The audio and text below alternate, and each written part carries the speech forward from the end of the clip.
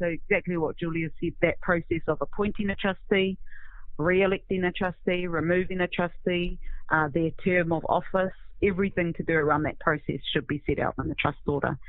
It'll differ from trust to trust, but a general, and like I said, it will differ, is a trustee will remain on for a rotation of maybe 3 years, and then they'll come up for re-election at an AGM, and they can either stand down or not want to be, or be re-elected onto that. If you have a trustee that hasn't been attending consecutive meetings, for example, that can be a reason that they be removed. And you'll, be surprised to know that some trustees still sit on a trust when they have been passed away, and they're still on there for like years. So that just is an example of how well that trust is managed, I guess. And then if the trustee is generally acting not in the benefit of the trust, they start doing some not good things, then those are reasons, obviously, for their removal, and the trust itself would apply to the Māori Land Court to have that person removed.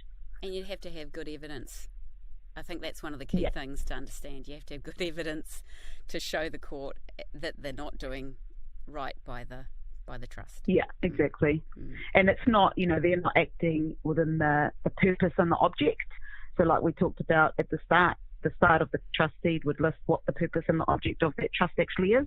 And if the trustee is not trying to work for that purpose or that object, then, that's good reason to have them removed. Or if they're just being generally a obstacle to the betterment of that trust, then those are reasons too. But yeah, like Julia said, you'd have to have good evidence for that, because it's a huge thing to have someone removed.